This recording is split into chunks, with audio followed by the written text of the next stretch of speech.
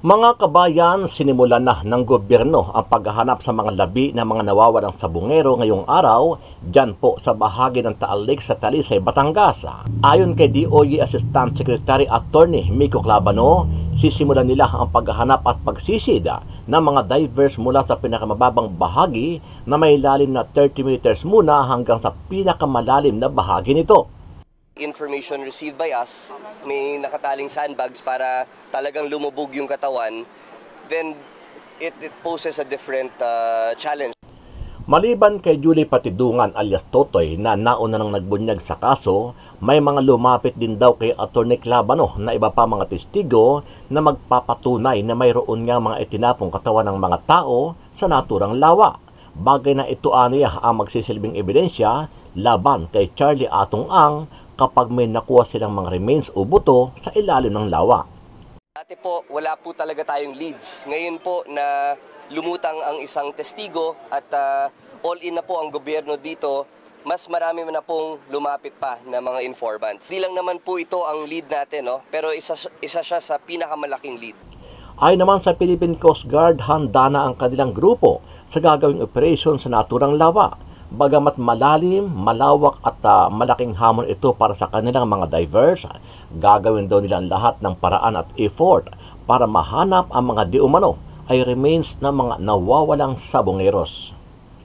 Sabi ng Coast Guard, may 30 technical divers sila mula sa Special Operations Team na magkakatuwang sa search and retrieval operation. Bagamat may mga hamon, kumpiyansa silang kakayanin ito. Karakteristik niya lalo na pagka maalon, and nakikita niyo naman murky, no? So same yun sa bottom. As you go deep, medyo lumalabo, maburak din yung lugar. Samantala, may ibinahaging video ang Department of Justice ng ma-recover ng mga otoridad ang isang sako na naglalaman ng umano'y sunog ng mga buto ng tao. Ito'y habang isinasagawa ang initial technical site assessment dyan po sa Taal Lake kahapon, July 10, katuwang ang team ng Philippine National Police, Criminal Investigation and Detection Group o PNP-CIDG sa koordinasyon kasama ang Philippine Coast Guard. Maliban dyan, meron ding na-recover na remains sa isang bakanting lote dyan po sa Taal Lake. Ay may nahukay na pinaniniwala ang mga buto ng tao. Nakuha umano ito sa bakanting lote malapit sa pangpang ng Taal Lake dito sa bahagi ng Laurel. Nakasilid ang mga tila sunog na buto sa isang sako na may lamang buhangin. Natagpuan umano ang sako na matauhan ng CIDG, Laurel MPS, IMEG at Intelligence Group. Nasa lugar na rin yung mga tauhan ng PNP SOCO para iproseso ang mga nakuhang ebidensya na nakatakdaring sumailalim sa DNA testing para makumpirma kung ito ay mga buto talaga ng tao. Dahil sa mga lumabas na mga testigo at mga nare-recover na mga ebidensya ng mga missing sabongeros, handa naman si Senator Bato de la Rosa na muling buksan ang investigasyon sa Senado kung saan ay pangunahing suspek ang bilyonaryo na si Atong Ang. Ayon kay de la Rosa, matigas noon si Atong Ang matapos ang ginawa ng investigasyon. Pero sa ngayon ay magkakaalaman na kung sino talaga ang mastermind at mananagot sa karumal-dumal na krimen. Matigas yan noon sa Senate hearing noon. Ayaw talaga yan, ayaw yan bumigay. Kahit na, di ba, pinailan natin ang kaso, di ba? One of the, yung, hindi yan, napailan ng kaso kung hindi dahil sa Senate investigation na ginawa natin. Kailan nga? Pero yun nga, yung follow-up. Sa committee report natin, we directed the CIDG and the NBI to continuously investigate the case para talaga matukoy kung sino yung mga malaking tao na nasa likod. Dahil hindi man siguro mag-disappear yung ganun laking 34 na mga tao kung walang nasa likuran dyan na very influential. Diba? At nagbibigay ng kumpas. Ano ang masasabi mo dito, kabayan? Matutuldo ka na kaya at makukulong na kaya itong negosyante at makapangyarihang tao na si Charlie Atong Ang kung sakaling mapatunayan na siya talaga ang mastermind sa missing sabongeros? Sama-sama nating panuorin ang buong video at pakicomment nyo po ang inyong mga reaksyon at sariling opinyon. Pero bago yan, sa mga hindi pa po nakasubscribe sa ating channel na Kabayan News PH, pakipindot po ang subscribe button at pakiclick na rin ang notification bell para lagi kayong updated sa mga bagong upload natin na legit at napapanahong balita. Maraming pong salamat. Handa naman si Senador Ronald Bato de la Rosa na muling buksan ang investigasyon sa kaso ng mga nawawalang mga sabungero kung sakaling meron pong maghain ng resolusyon patungkol dito sa pagbubukas ng sesyon ng 20th Congress. Sa naunang investigasyon ng Senado, inamin ng ilang senador na hindi sila nakakuha ng mga ebidensya na direktang mag-uugnay sa negosyanteng si Atong Ang sa missing sabungeros. Kaya't hindi sila nagrekomenda na kasuhan ito. So, Senador, maiba lang po ako. Ito pong mga missing sabungero case, di ba kayo po nag-imbestiga dito? Ngayon po na may mga bago na mga informasyon, yun ho bang inyong komite na Committee on Public Order dati na hinawakan? Sa inyo pa rin ho ba ito? At kung sakasakali po, ano pong tingin po ninyo? Kailangan bang buksan ang inyong investigasyon? Nasabi ko na kahapon din na nag-wrap up na yung aking komite sa pag-imbestiga. Yung aming committee report ay adopted na sa plenaryo, adopted na ng Senado, at kasama doon sa aming recommendation sa committee report namin ay dapat ipagpatuloy ng PNP at ng NBI yung kanilang investigation para makuha talaga yung mga mastermind na ito. But then, kung pagbalik namin at I presume, ako pa rin ang hawak ng Public Order and Dangerous Drugs Committee, at kung merong, I heard that one incoming senator-elect na nagsabi na magkakuan daw siya. Request daw niya na conduct ng investigation, reopen ng investigation. So kung may resolution siya at ma-file yan at ma-refer sa committee ko, then we will do it. We will do it. Ali, tama, ikinukonsidera ngayon ni Senador Ronald Bato de la Rosa na muling imbestigahan ang kaso ng missing sabungeros na una nang siniyasat ng 19th Congress. Sabi ni de la Rosa, kung may pagkakataon ay maaring ipatawag ang lumutang na bagong testigo na nagturo sa negosyanteng si Atong Ang. Kumbinsido si Senador Ronald Bato de la Rosa na may isang malaking personalidad ang dawit sa pagkawala ng mga sabungero. Ayon kay de la Rosa, imposibleng bigla na lang naglaho ang mga sabungero kung walang nag-utos.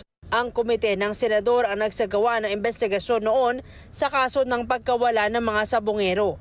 Pero inamin ni de la Rosa na wala silang nakuhang ebidensya sa kanilang investigasyon na direktang mag-uugnay sa business tycoon na si Atong ang sinasabing may-ari ng Pitmaster Foundation. Ito anya ang dahilan kaya hindi sila nagrekomenda na isama ito sa mga masasampahan ng kaso. Matigas yan noon sa Senate hearing noon. Ayaw yan bumigay. Kahit na di ba pinailan natin ang kaso, di ba? One of the hindi napailan ng kaso kung hindi dahil sa Senate investigation na ginawa natin. Pinailan nga. Pero yun nga, yung follow-up sa committee report natin, we directed the CIDG and the NBI to continuously investigate the case para talaga matukoy kung sino yung mga malaking tao na nasa likod. Dahil hindi masiguro mag-disappear yung ganun laking 34 na mga tao kung walang nasa likuran dyan na very influential. Diba? At nagbibigay ng kumpas. Sa atin lang, at that time, we don't have the evidence to connect to the management ng yung pitmaster dahil nga wala talagang ebidensya na magkukunik. Hanggang doon lang tayo sa disappearance na may kumuha na tao. Si Atong ang pinangalanan ng whistleblower na si Julie Dondon Patidongan alias Totoy na umano'y nag-utos para dukutin at ipapatay umano ang mga sabungero sa kanilang cockpit arena sa Maynila, Laguna, Batangas at Bulacan. Sabi ni De La Rosa, kung may maghahain ng resolusyon, handa niyang buksan muli ang investigasyon sa kaso ng mga nawawalang sabungero dahil siya pa rin naman ang hawak ng Senate Committee on Public Order. Sa ngayon, hinimok niya ang PNP na liliman pa ang investigasyon, lalo na sa ilang pulis na idinadawit umano sa pagdukot at pagkawala ng mga biktima. Malakian niya ang posibilidad na may mga pulis na dawit sa kaso, katunayang may mga pulis na nauna nang inrekomenda ng Senado na masampahan ng kaso dahil yan sa pagdukot kay Ricardo Lasco, ang itinuturong master agent sa online sabong noong August 13 ng 2021. Ang mga pulis na ito anya ay positibong itinuro ng pamilya ng biktima na pumunta sa kanilang bahay at binitbit si Lasco bago ito iniulat na nawala. Noon pa yan sinasabi ko, napakasama noon na magpagamit tayo sa sindikato. If you call it sindikato, police ka, you are there to uphold the law, you are there to enforce the law. Ngayon, binayulit mo yung batas para sumunod kung sino man nag-utos sa iyo na, I'm sure, in consideration of money. Ano pang motivation mo doon? Nagagawin yon kung hindi ka sinusuhulan. Senator, yung pong sinasabi po ninyo na mga parang naghahabilin na ang dating presidente at butot balat na lang siya ngayon, meron ba hong naipakita sa inyo na picture man lamang ni dating presidente sa kanyang kasalukuyang pong physical condition? Wala talaga, Ted. Wala talaga. Nagre-rely lang tayo doon sa sinasabi ng kanyang mga family member na nakakaroon talaga ng person kanya doon sa loob ng kulungan. So, yun lang po. Sabi ni Ma'am Elizabeth Zimmerman Duterte na yun daw, butot balat na. So, doon lang tayo kumukuha ng informasyon. Kayo ho mismo, Senator, kahit sa telepono man lamang po, hindi nyo pa nakakausap ang dating presidente habang nasa The Hague? Hindi pa talaga, Ted. Dahil lalo-lalo na ngayon, umuwi na si E.S. Bingbong Medialdia from The Hague. Nung nandun pa si E.S. Bingbong Medialdia, siya ang pinaka point of contact ko. Kung meron ako ipaparating kay Presidente at kung meron namang pinaparating si Presidente sa amin, siya ang contact doon. Kaso nandito na siya, nakauwi na siya dito. So, wala na talaga. Wala na kami contact sa kanya. Si E.S. Medialdia ho ba, kumusta naman? Last time nagkita kami sa Davao, okay naman. Recovered naman siya sa kanyang operation. Okay. Sige po. So, si Senator Robin Padilla din ho ba hindi nakaharap mismo ang dating presidente nung siya nagpunta sa The Hague?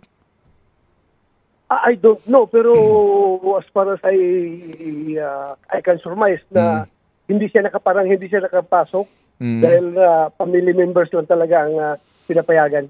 Okay, sige po. So sa ngayon nga po, na ganun umano nga ang sitwasyon ng dating presidente, may panawagan po kayo for his repatriation. Can you expound further po, Senator, please?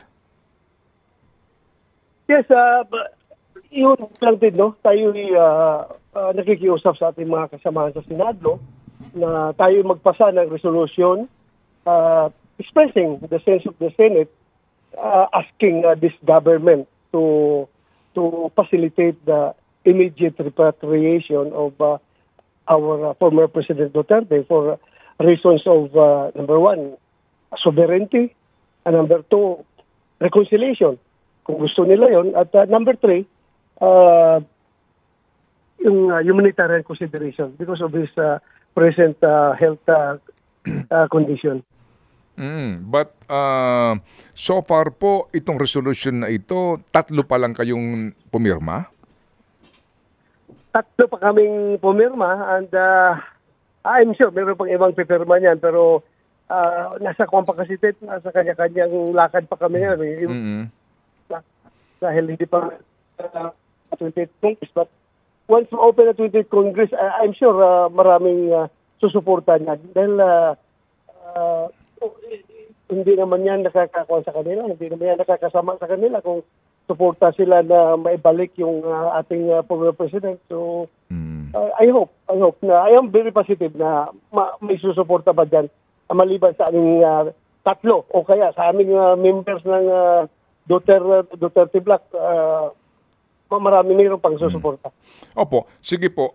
Kahapon po, may mga balita na sinasabi na parang sa palagay ho ba ninyo, kaninyo ay parang naghahabilin na ang dating presidente? The fact na yung nga po, yung mga statement ni VP Sara about cremation, etc. Paano niyo po ito tinanggap, sir? At ano po ang inyong pahayag dito? Na yung tao na ginawa na yung lahat para magsilbihan ng ating bayan, ang ating bansa, ay hayaan na lang natin mamatay doon sa kulungan ng foreign land sa kamay ng mga banyaga. Napakalungkot. Ako po talagang nalulungkot talaga, Ted. Ito pong ganitong mga sinasabi ni VP Sara about yung mga habilin, opo, meron po bang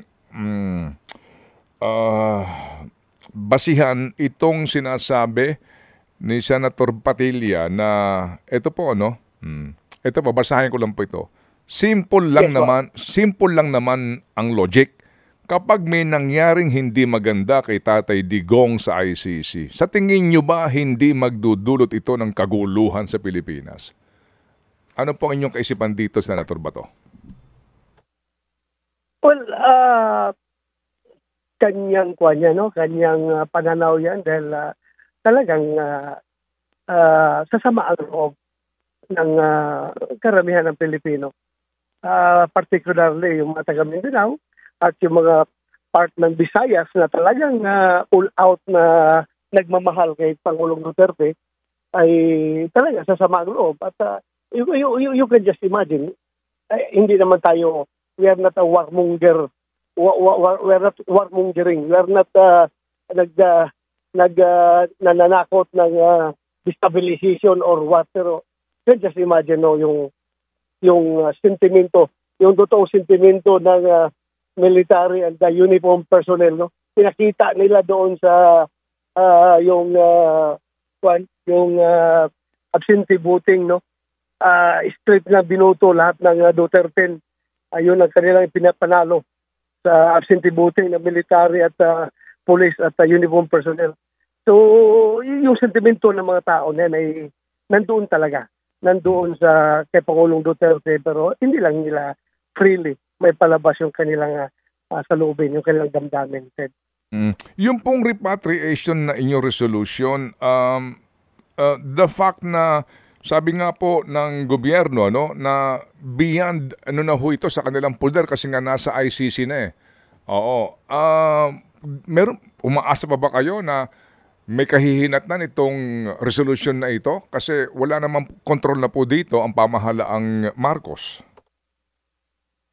Well, sa amin naman, with their pagbigyan, just in case makinig yung ating gobyerno, yung ating Pangulo, in particular, kung halimbawa, mapag-agrihan ng majority ng mga senador na magkakaroon kami ng ma-approve yung resolution namin at yun ay ma-adapt as the sense of the Senate.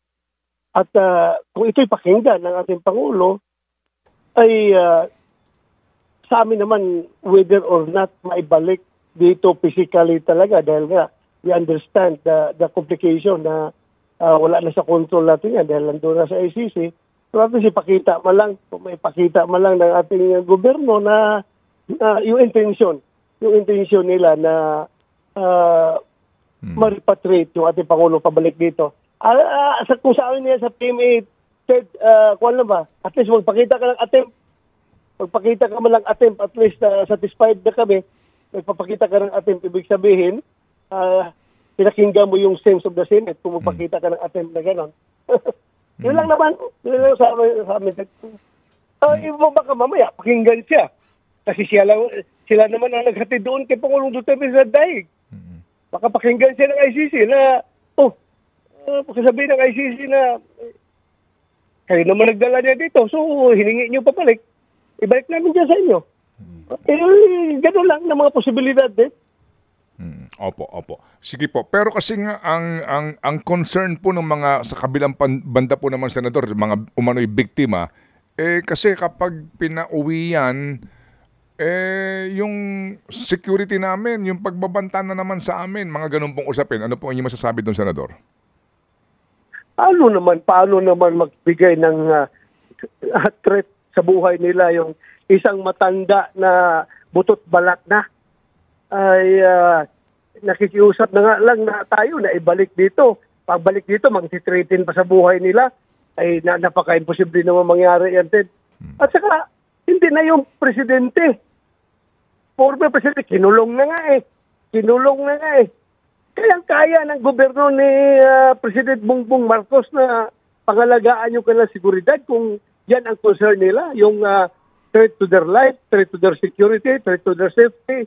Kaya yan ng gobyerno ni Pangulong Bongbong Marcos na pangalagaan yung kanilang concern. Opo. Sige.